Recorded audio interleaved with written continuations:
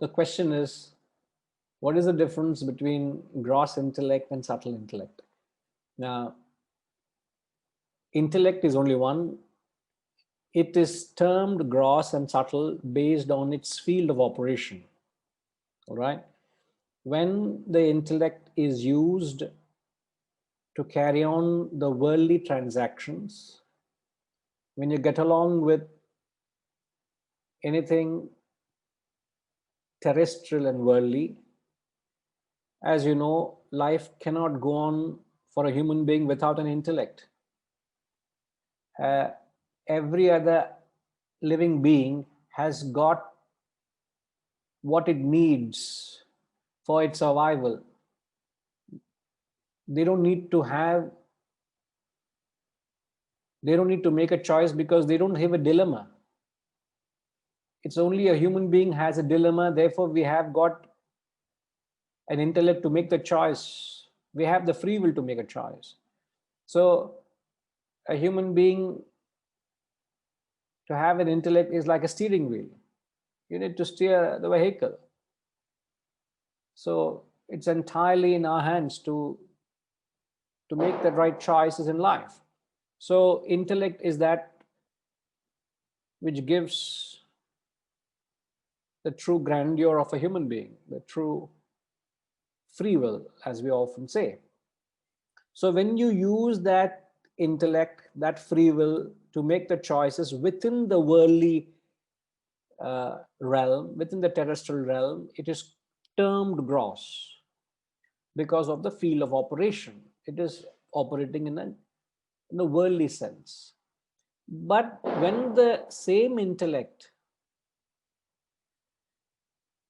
goes beyond the terrestrial and conceives or postulates or posits a transcendental entity,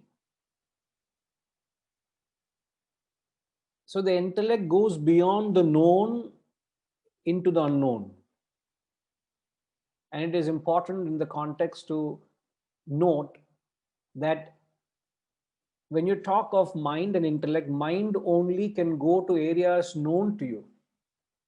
I don't know whether we have ever said that in the classes or in our study. Mind can only go to factors known to you. Intellect is that which goes into realms unknown. And Brahman or God is unknown to us. So taking in all the factors or information or guidelines we have, we posit the transcendental reality.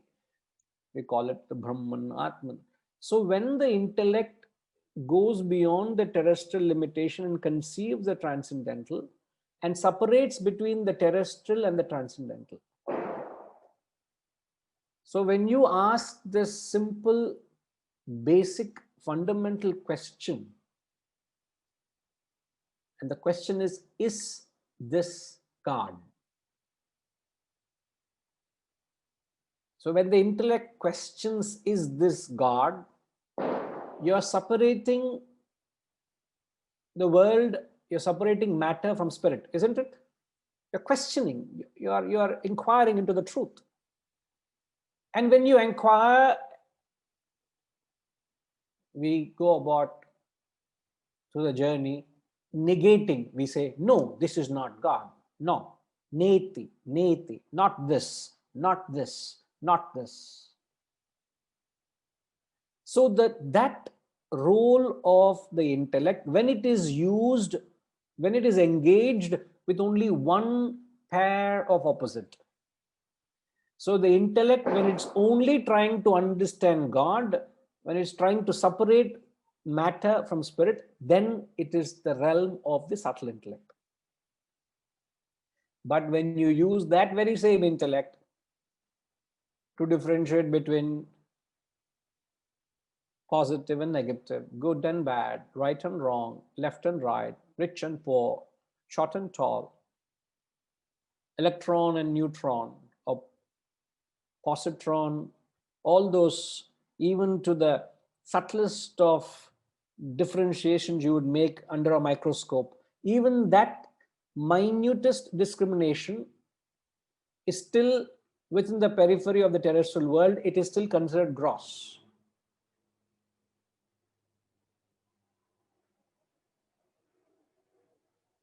So the intellect is gross based on the field of operation.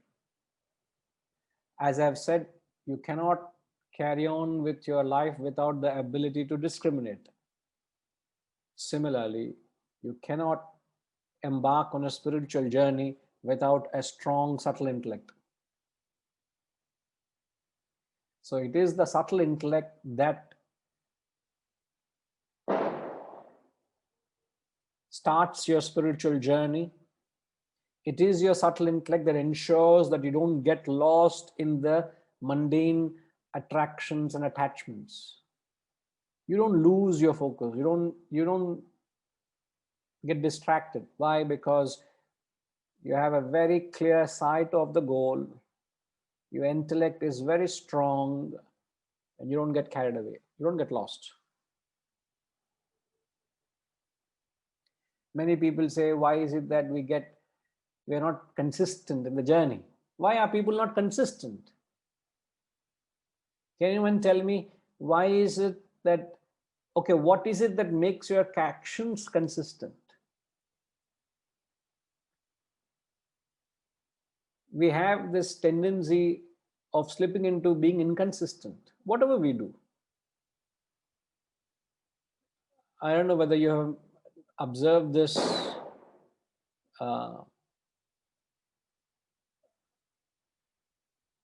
It's pure psychology, and then businesses are thriving on this. You know, when you have a gymnasium, you have a space which can cater to, let's say, 100 people, 200 people, but their clientele is close to 5,000 people or 4,000 people, 3,000 people.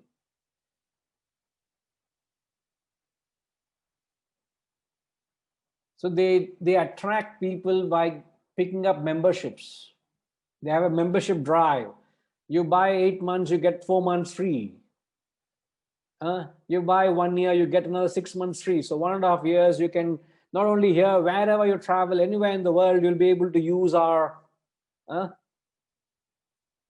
gym membership. So you have the convenience and you fall for it.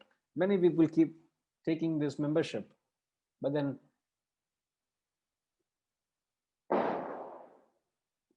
how is it that imagine all the members end up coming to their gym on any chosen day?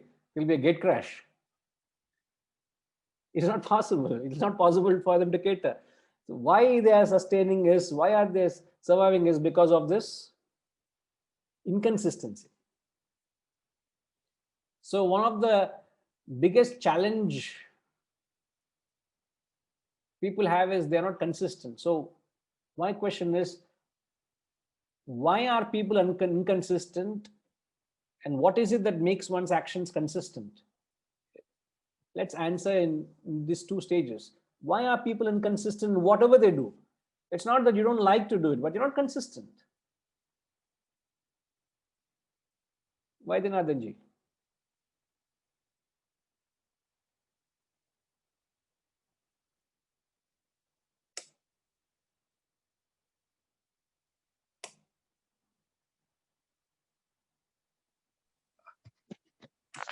Lack of focus and not focusing on your goal.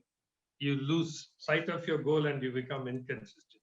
If you're focused on your goal, then you will be consistent. You will do what you decided. You know, if you decide that I'm going to meditate twice a day, in the morning and evening, if you're focused on your goal, you will be consistent in your practice. All right. And the lack of focus takes you away and then distracts you from your defined activity. You're right. Very true. Lack of focus on the goal. You can say so. Yes. Can and the question be answered in active voice? You're answered in passive voice. Because you have no focus on the goal, your actions are inconsistent. But what is the same thing can be answered in active voice as well? Philosophically, I mean. In the sense, what is it in you that makes your actions inconsistent? Then we can clearly say the second half, what is it in you that makes your actions consistent? Just being more clearer. Not that you have not conveyed what you're saying, but what you're saying is right.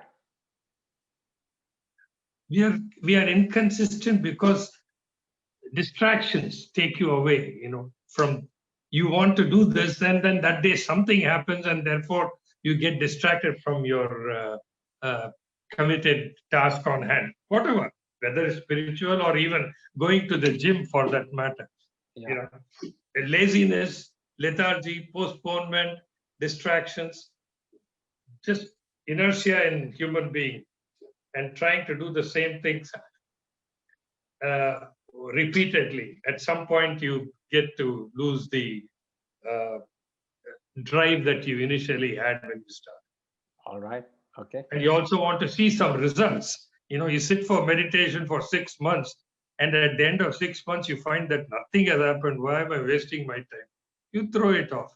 Or you say, you don't, in fact, you're scared to throw it off. You don't even do that. You'll still continue to do it in some silly manner with no gains whatsoever. All right. Okay. I get what you're saying. Okay, Ji. Yeah, Badrinath Ji. What means, sir? I think it happens when a wandering mind rules over the gross intellect instead of the other way around. That's right. This is where I was wanting to get at. It's the wandering mind that takes over the strength of your gross intellect, or intellect in general, we can say here. So the mind, when it's strong, it overpowers or overwhelms the intellect. And then you can see to the very nature of the mind. The nature of the mind is, it is wandering. It is asthira. It can never be at a place. So it keeps switching, it keeps jumping, it keeps off. It can't be kept at a place. So if you want to keep an action going, it is the intellect that helps to keep the mind on the present. You understand? So the mind, the tendency of the mind, you can choose not to do certain action. That's a choice. We're not talking of a chosen action. I can choose to put aside a project I've taken up. I think something else needs more importance. So this takes a precedence over the other. That's understandable. But giving into the nature of the mind is what that makes one's actions inconsistent. Very true. Very well said, sir. Yeah. Subramaniam ji, you have anything to say? Please go ahead.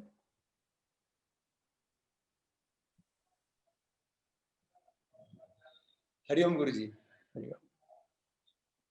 I was about to say, Guruji, that it is the lack of value I give. I know it is right, but I have not given it the value. I have not given it the value because since I have not given it the value, I am inconsistent. My mind is wandering and all that. I have not given it the value required, which makes me inconsistent, which makes me just look at knowledge as that. And as Rajaji beautifully says in the introduction, Bhajagovindam, it remains useless tinsel for me. So the value that I give, that is what takes me forward. So let's say, take an example where your mind gives a value. What will happen?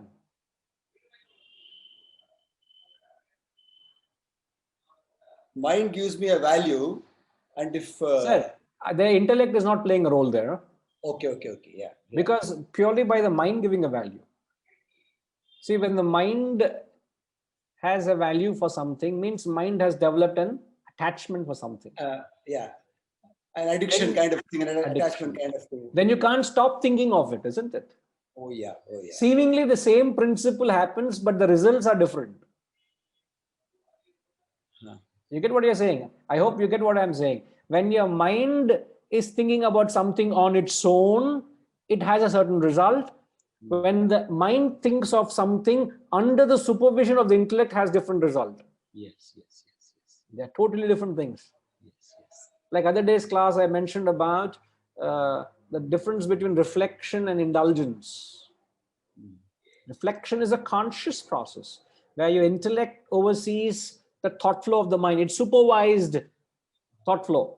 When the mind by itself goes, it is not produces the favorable results. That's attachment. Yeah. So, Subramanianji, if we go about saying that the mind has a value for it, can you take an example where the mind has a value for something? If it comes to indulgence like sweets, whatever it is, if that goes towards that, like I have a tendency to have a bit of sweet after my lunch. So when I have it there, I know it's there. I just wanted to go towards that. But then my intellect tells me it's not right in the long run and all that. But then it goes there. So when I'm able to use the intellect, that's when I'm able to, you know what I mean, Guruji. It's so that value the mind is given, but then when the intellect supervises it, that takes me in the direction required for me, health-wise, mind-wise, my own willpower, and all these things. If just it goes like that, it may end up into an addiction. It may end up in serious consequence also. So mind by itself, as you say, it's just like the horses in the chariot example that you gave. They are just there. That is all. It is the reins that control the chariot, and if that is there with the mind is the rein, of course. And if it's controlled by a person like the Lord, who's charioteer, that's how we are able to be there. So one has to always have this in mind. The senses are there, the mind is there, but then the intellect has to be developed, made strong and all, and which is possible only through manana, through reflection, as you've been coaching us regularly. Yeah, right. Now, only point I wanted to bring to the forefront when you said value is, the mind also can get stuck to something. Take, for example, a lover and the beloved, a boy and a girl, they fall in love with each other. The mind is constantly thinking of the other. Yeah. Can you say that both are meditating on each other?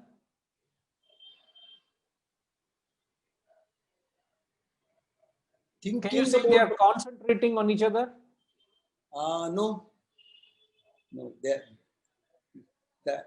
How should I put it? That's more in the outer world only. It is just there. Never mind. The attraction point of view. No, never mind. I'm talking about the principle. It could be towards something nobler also. Okay. It can be even towards meditation.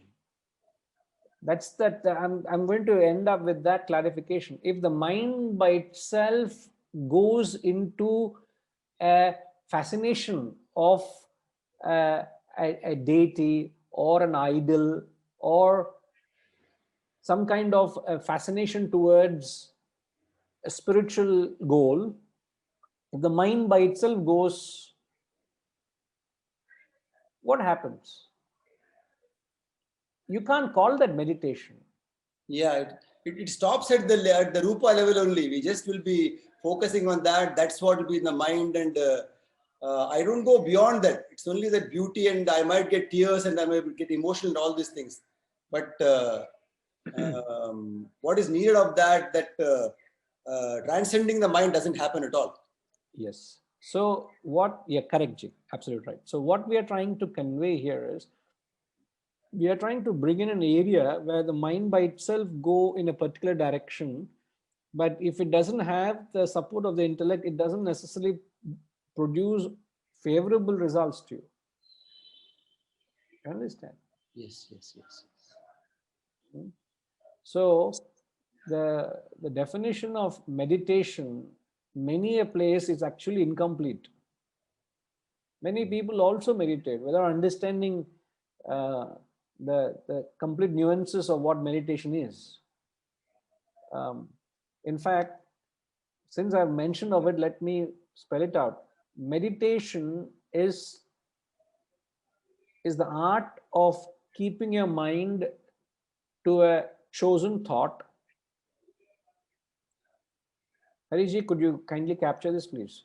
Meditation is the art of keeping your mind to a chosen thought to the exclusion of any other thought under the conscious supervision of the intellect.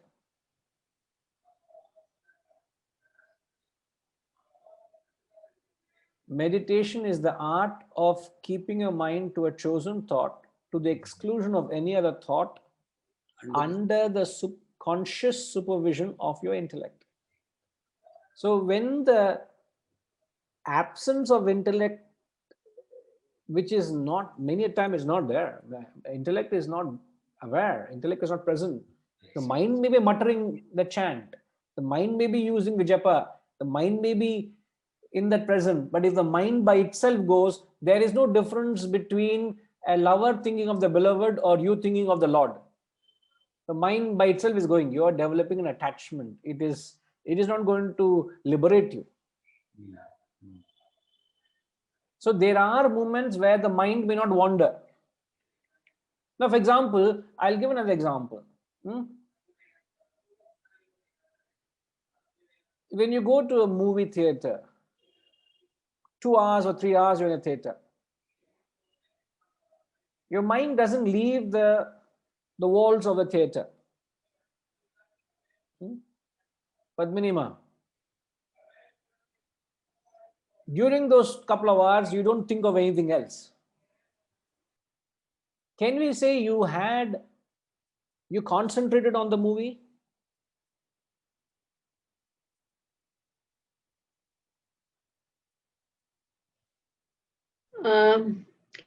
I was totally involved in it. My mind. You're totally involved. Your mind was so engrossed. Yeah. Was there the role of the intellect? Did your intellect keep the mind in the present? No. No, isn't it? Now, while the same thing happens when you read a novel also. So the same thing happens when you read a novel or book. You'll be totally engrossed in it and you won't. So is that concentration? Whatever if you, yeah, concentration. No. See, but now just now you said when you are in a theater, you're not concentrating. You are just getting involved. You're just carried away. The mind is so fascinated with what's happening on the screen. You just got stuck and lost in it. You're not using the intellect. Because the principle, go back to the definition of meditation. The mind is on the chosen thought to the exclusion of all other thoughts. You're not thinking of anything else except what's happening on the screen. But that's not meditation. That's not concentration. You see where I'm getting at? So that you must note the difference. The absence of the intellect is not being consistent. The mind may develop a certain affinity to something, but that doesn't mean you are rightfully, that action is spiritual. It's only a weakness, an attachment, an indulgence. Now, what the results are is it binds you. But when you do with intellect, it liberates you. It gets rid of your attachment and desire. Now, we are not lost track. We just slipped into this concept of consistent is because of we said the role of the intellect. So in order to pursue your spiritual goal, so what is it that makes your actions consistent is? Your intellect takes over charge of your mind. Intellect takes charge of the mind, and it is the intellect that conceives a goal. So mind, what does mind surrender to? To your vasanas. Now, how can you say vasanas are everything? Yeah. Mind also, intellect also, everything is a product of vasanas. But mind, what does it mind surrender to? And that is what makes it inconsistent. What does your mind surrender to? Yes, Shivaji?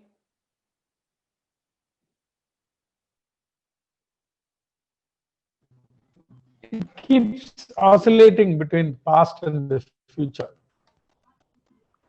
Mind has got the tendency always to go away. Yes. Keeps wandering. What else does your mind fall a prey to?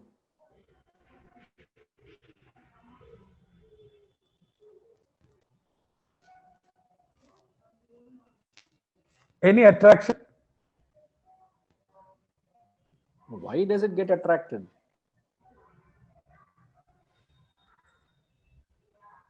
Mind has got the tendency.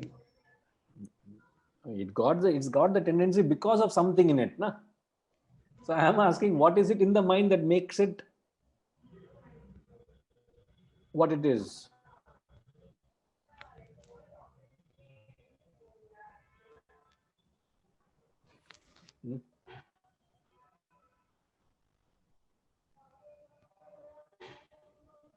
No Anybody else? mind.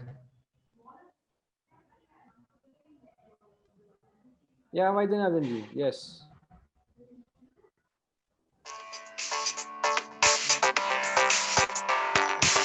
Loses interest. Mind gets distracted, loses interest. It wants change. It wants continuous.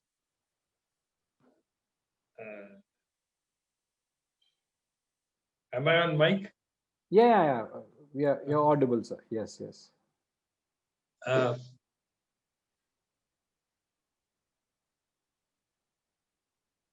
Mind's nature is to drift, so it just keeps moving from one to the other. It's to stay on a subject. It has to be very engrossed totally, for that too for a certain period of time. Before long, it has to drift on to something else, whether it's an external stimuli or just sometimes boredom moves you to the next one. You want variation. Yeah. So unless you're engrossed, the mind doesn't stay fully on one particular topic. Okay, right. Annapurnama?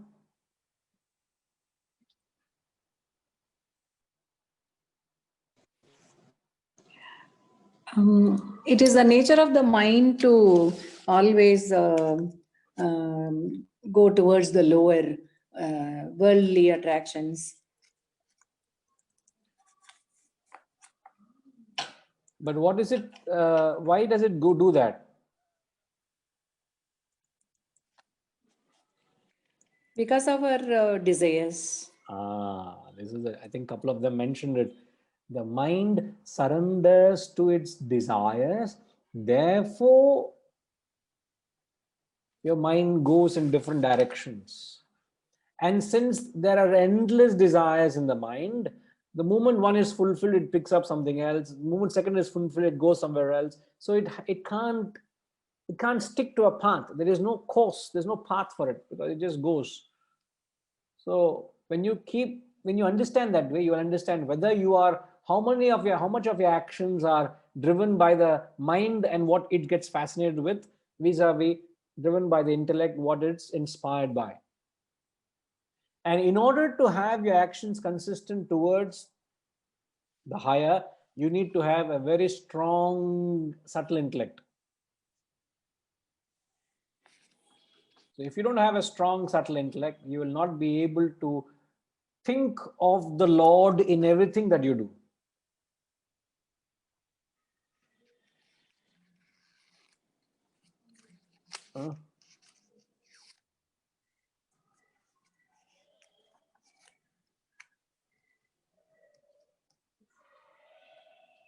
Are you following, Annapurnama? Yes, Guruji. Right. Tinkima, are you clear?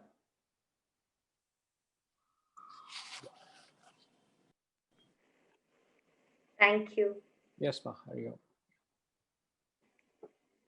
go. I'm not able to identify by the name. Sir, next to Annapurnama, I think you have not named yourself. Sorry, I can't recall.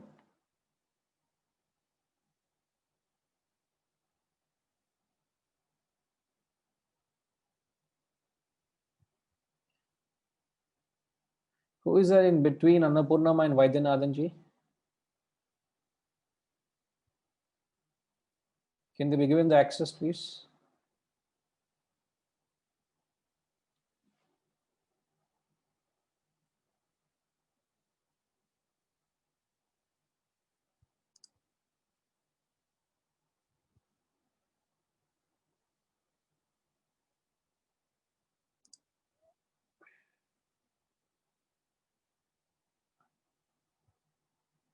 He had. Vijayaraghavanji, sorry. You had a name, so I'm struggling to get your name. Is the name not there? It appears in my screen. Now it appears. Now it does. Sorry, you had raised hand earlier, so I just, yes, you have something to say, sir. No, I think it got answered, Guruji, as you were speaking afterwards. Right. Okay. Fair enough. Right. Sure. Thank you. All right. So the last period was the 6th verse. Okay. I think Padmini has a question connected to what we just said. How do you make your subtle intellect strong?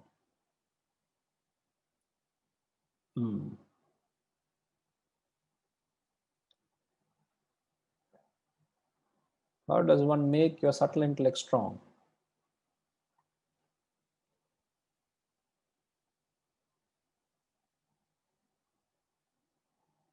Now, it is possible that you may not have a strong gross intellect, but you may have a very strong subtle intellect. Vis-a-vis, you may have a very weak subtle intellect, but you may have a very strong gross intellect.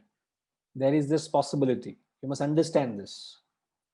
There could be people who are brilliant thinkers, analysts, very analytical aspect they have, very rational aspect, but they are not attuned to anything of this nature. They have no vasanas, they don't have an inclination, they're not ready for it. You might think that these people are brilliant, they'll be able to understand the subtle concepts. You will find they're completely blank. Why? The subtle intellect in them is very weak, very feeble. So they are not triggered onto inquiry of the self, of the higher. So you got to conceive that possibility. But however it is, whatever be the level of your subtle intellect, see, the fact that you're in this classroom or the fact that you're pursuing this study means you have a subtle intellect. Now, how strong or weak it is for you to figure it out. But how does one go about strengthening it? The very valid question.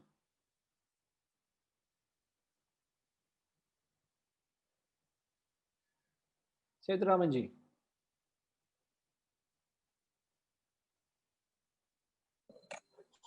By improving the spiritual quotient, abhyasa,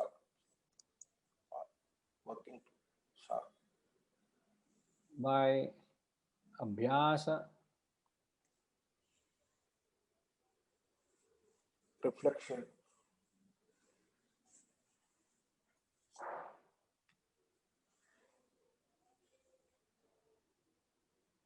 by doing spiritual sadhana, abhyasa, reflection.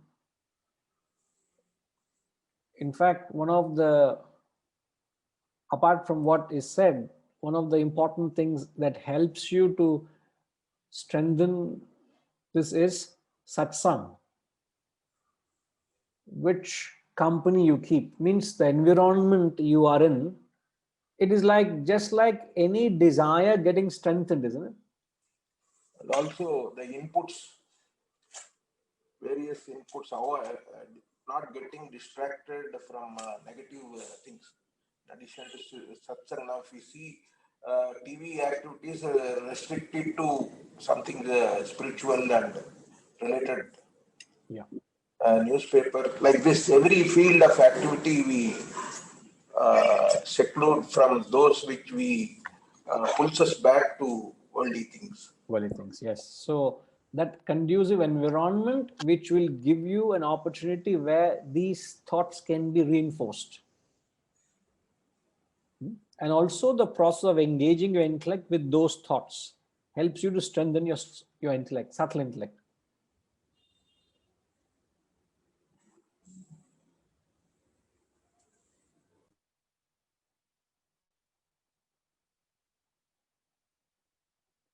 Okay, Padminima?